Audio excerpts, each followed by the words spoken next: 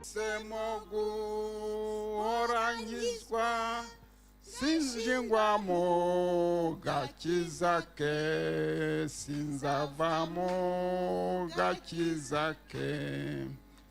Haleluya.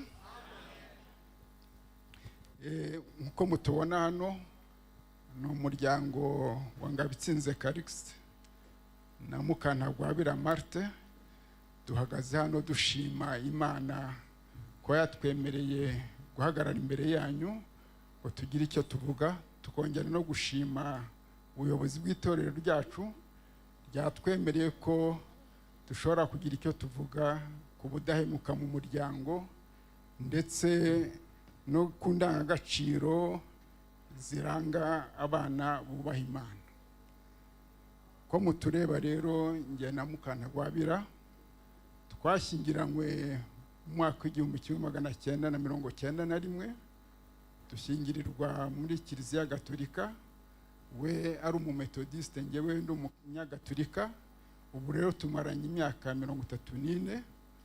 Muri iyo myaka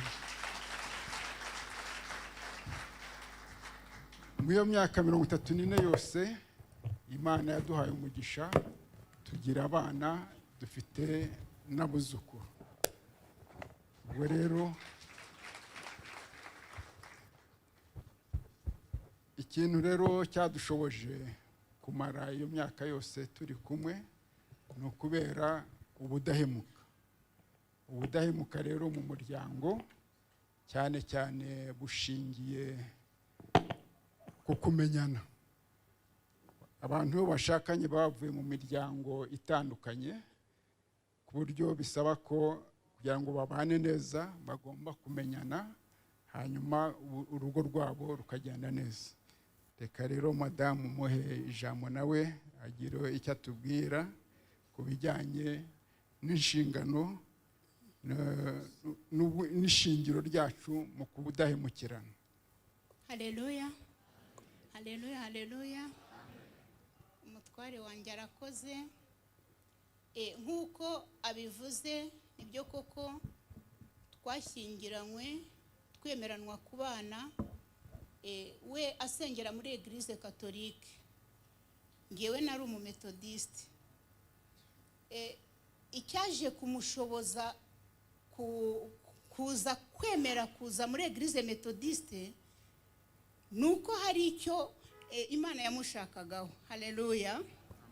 Hari icyo Imana yashakaga kugira ngo yemere nk'umuntu w'umugabo, avuga ati mpaye agaciro aho usengera, nguhaye agaciro, nemeye kuza mu itorero ryawe. Nuko hari impamvu kandi hari icyo Imana yifuza ko tubacyo. Imana ishimwe. Mu kubana kwacu twari dufite, nk'uko yari abivuze, twari dufite indangagaciro cyangwa se ibyo twagombaga kubahiriza gukurikiza, ntabwo byari bike. Yaravuze ngo twagombaga kumenyana, kandi koko nicyo cya mbere.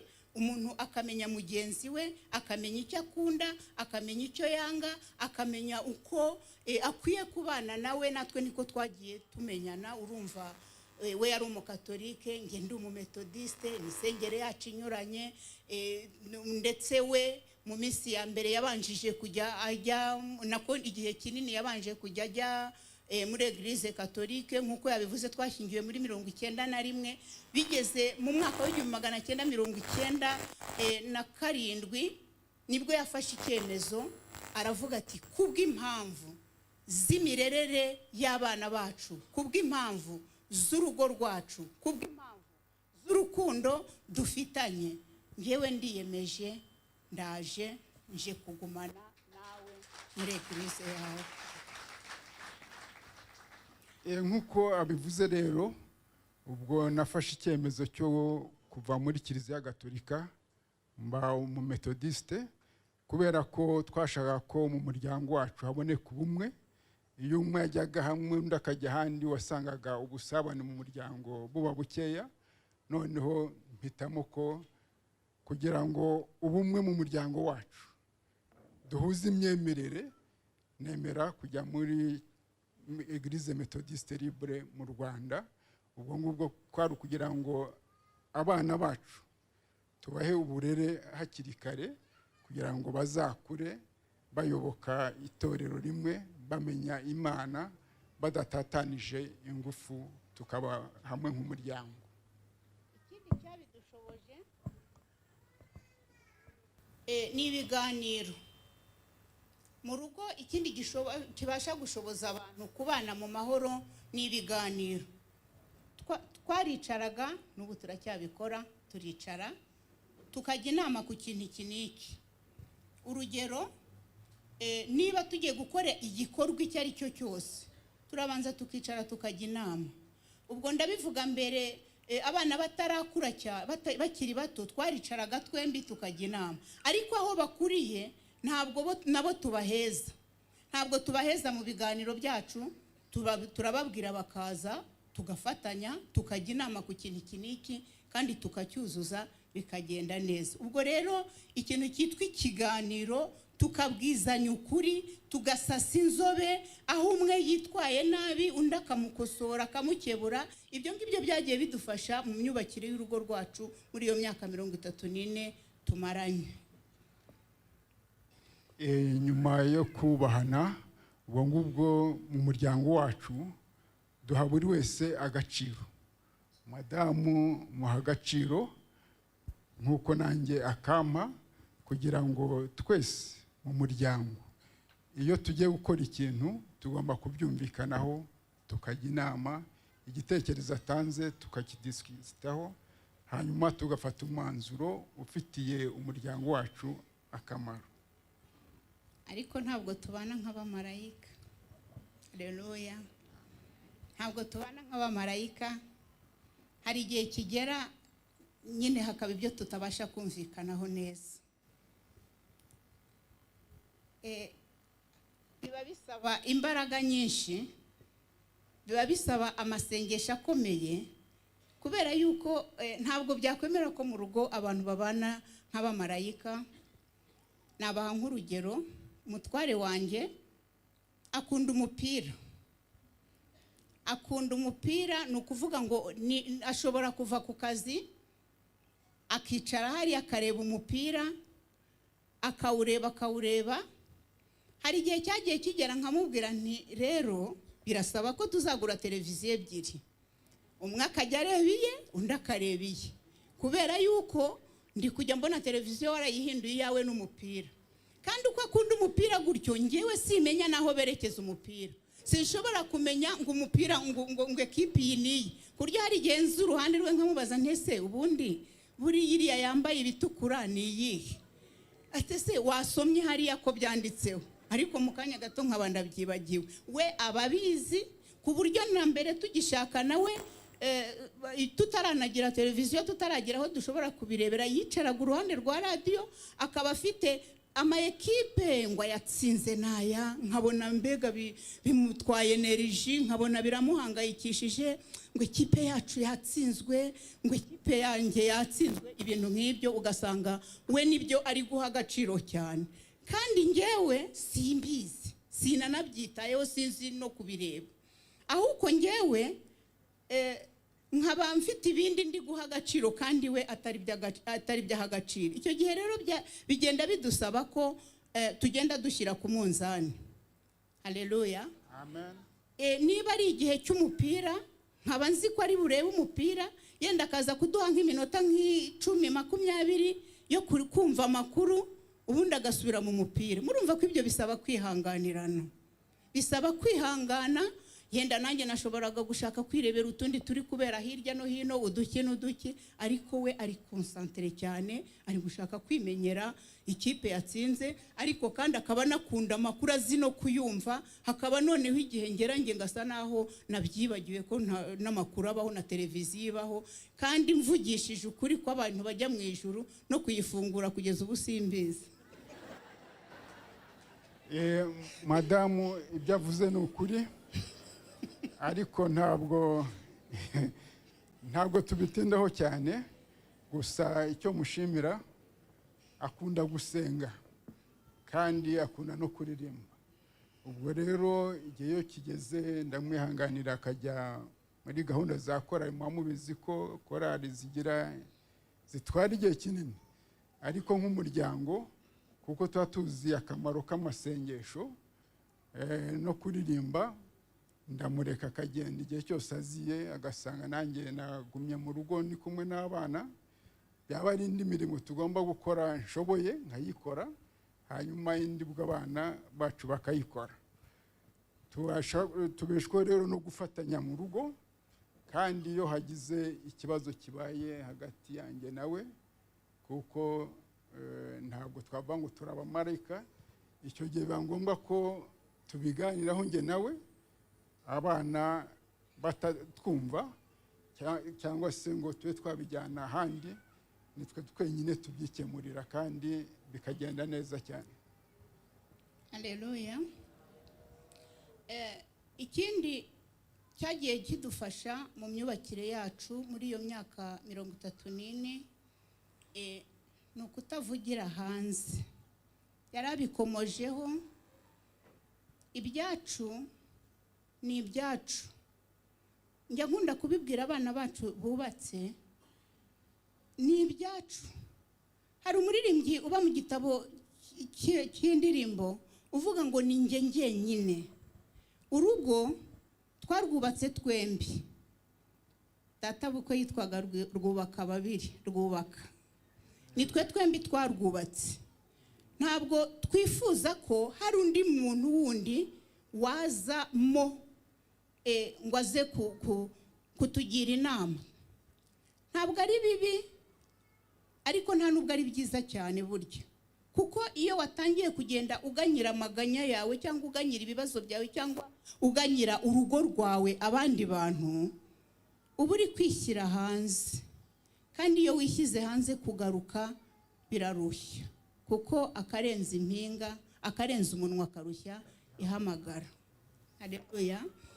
Ubwo rero ni byinshi. Murumva urugendo rw'imyaka 34 dufite ubuhamya bwinshi cyane kandi burebure. Tugiye kubivuga hari byafata umunsi wose, ariko turashima Imana, turacyari kumwe, turi mu itorero, turi abakristo, turi abagenzi bajya mu bwami bw'Imana. Ibikomeye turapfukama tukabibwira Kristo akabidushoboza. Reka avuge ku ngingo ya 2 kugira ngo ducunguze uburyo umwete. Mbere yo kuvuga ku ngingo ya 2, ndagira ngo mbabwire ko madamu wanjye arihangana. Hari imyaka 5 namaze ngera mu rugo nk'umushyitsi, nkahamara nk'umunsi umwe cyangwa 2, ubundi ngasubira mu kazi. Madamu akabyihanganira, tukabeshwaho no kwizerana. Ubwo rero kuri ya ngingo ubudahemuka, icyangombwa ni uko abantu igihe bashyingirwa ya ndahiro barahira, bagomba kwiha agaciro ko basezeranye ko ugomba kubana nawe akaramata, mukazatandukanywa n'urupfu. Nuko rero bigomba kugenda, ugomba kwirinda gutandukira indahiro. Ubudahemuka iyo uhemutse wisha amasezerano, ubwo rero ugomba gukomera ku isezerano mwaragiranye. Ku ndangagaciro rero yo kugira abana bubaha Imana, ndagira ngo mbabwire ko mu muryango wacu dufite umuco wo gusoma umusomyi buri munsi. Buri mugoroba turawusoma hamwe n'abana tugahugurana. Madamu reka nawe anyuzuze. Hari aho twageze tuvuga yuko yaje kwemera kuza muri Eglise Methodiste. Amaze kwemera kuza, njyewe nta ruhare nabigizemo. Urebye njye nta ruhare nabigizemo kugira ngo yemere kuza. Sinzi niba nasubira nyuma gato. Umunsi umwe nagiye kumva numva arambwiye ati uyu munsi ntabwo ndajya. Yajyaga akunda kujya mu misa ya mbere, njya kuva mu materaniro mu misa ya mbere. Umunsi umwe ngiye kumva numva arambwiye ati uyu munsi ntabwo njya. Mbona ntabyutse, namuteguriraga imyenda nkayishyira hariya, mbona ntabyutse. Se kutabyuka nujya mu materaniro? Ati oya. Ati uyu munsi noneho turajyana. Uyu munsi turajyana. Yego, uyu munsi turajyana. Turajyana rero. Icyo gihe tugezeyo turasenga. Turangije gusenga ngiye kumva numva arambwiye ati uziko, ati bahoze pasiteri yahoze abwiriza, ati nkumva ndi kubyumva cyane, ati nkumva hari ibyo ari kuvuga ndi kumva. Abanza hari yaribwiraga ko kubera ko yavukiye mu muryango w'abakatolike, kubera ko yavukiye mu muryango bamwe ababikira n'abapadiri, ahari banza yaribwiraga yuko agezemo ntacyo yakumva, ntacyo yatahana. Ati uyu munsi nabyumvise pasiteri yavugaga nkumva ni njyewe ari kubwira, nkumva ndabikunze, atahuko ati umuntu yabigenza ate kugira ngo ahindure. Ubwo byahise biba urugendo nyine, ubwo pasiteri birakomeza. Amaze kwiyemeza ni muri 1997, twahise dufata teme cyangwa se umuco, cyangwa se dufata inshingano ivuga ngo ngewe n'inzu yanjye tuzakorera Uwiteka. Haleluya. Icyo gihe twari dufite abana babiri, nge n'inzu yanjye tuzakorera Uwiteka. Aho nasengeraga twagiraga imisomyi ya Bibiliya, twarayihuguweho, tuyizi, tuzi neza ko ihaba.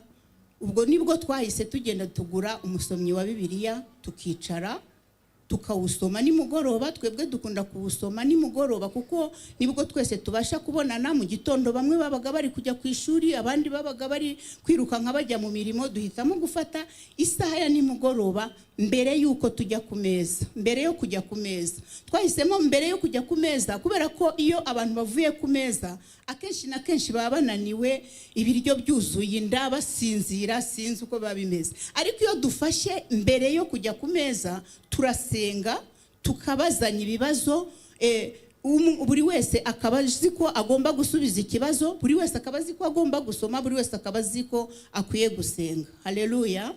Ibyo rero byagiye bidufasha mu muryango wacu, bityo bituma dutunga ijambo ry'Imana mu rugo rwacu, tukamenya icyo umusomyi atubwiye, tukamenya icyo Imana idushakaho, kandi tukamenya icyifuzo dukwiriye gusengera. Haleluya. Ibyo rero byagiye bidufasha, n'ubu ngubu turabyabyubakiyeho. N'ubu ngubu iwacu ntushobora kuhagera ngo habure umusomyi. Imwe n'imwe twagiye tuyisiga tuyita, ariko mu by'ukuri imisomyi ibihari ikurikirana uko umwaka utashye. Ikintu cya mbere twihutira kujya gushaka ni umusomyi wa Bibiliya, kubera ko tuzi akamaro udufitiye. Ikindi kintu tugerageza gukora kugira ngo ubumwe bwacu muri Kristo bugende neza, nuko n'abo bana bubatse, dufite abana bubatse bari hano, dufite abana bubatse, yabivuze ko dufite n'abuzukuru.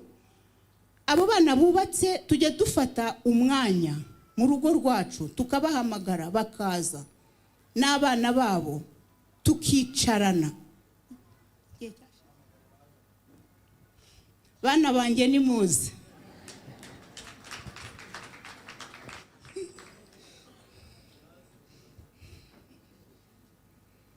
Abari hafi bihute.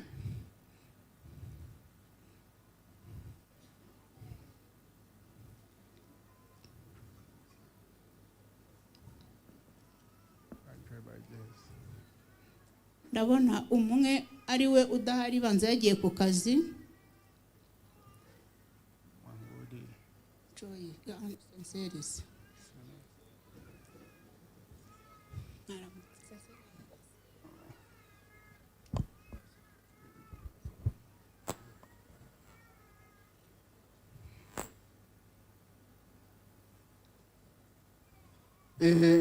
Uko mutureba rero, uyu ni umuryango wa Ngabitsinze Callixte na Marita.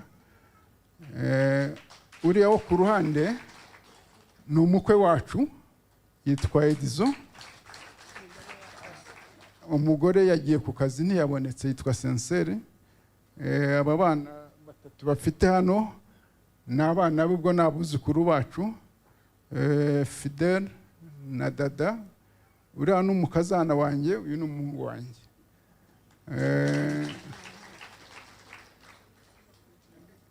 Ubakurikira ntabwo ari hano, ni uwitwa Ange, aba muri Turkiya, ariko benshi baramuzi.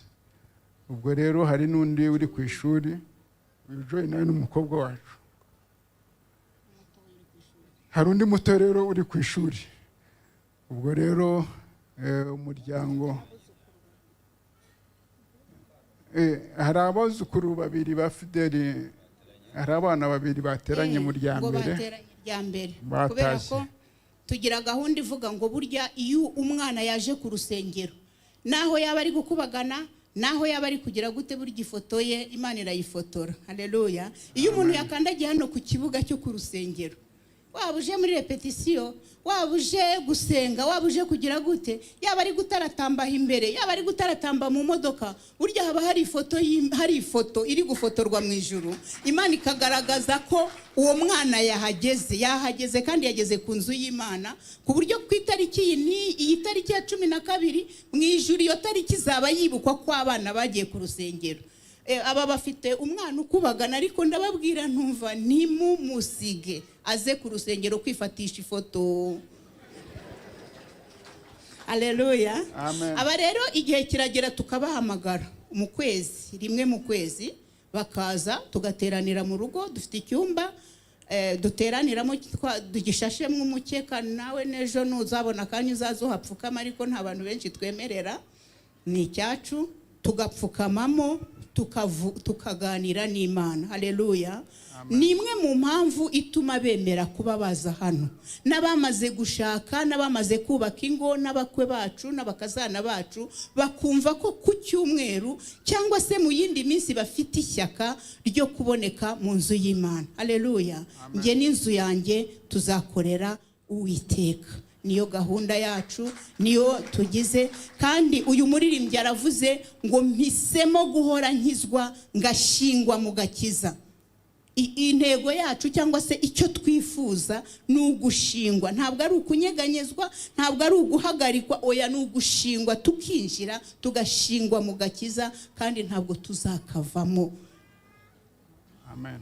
Madamu rero arakoze, nkuko yabivuze, aba bana nubwo bubatse ingo tujya duhura tukabagisha inama mu byo tugiye gukora byose, kandi inama batugira zigira akamaro. Tukaba rero turangije tubashimira kuba mwaduteze amatwi, kandi tubwira abantu bakiri bato kuko mbere yo gushaka bagomba kujya batekereza kwiriya ndahiro barahira iyo bari gusezerana, bagomba kwirinda kuyitatira kugira ngo umuryango wabo ukomere, bityo twubake itorero, twubake n'igihugu cyacu. Murakoze cyane.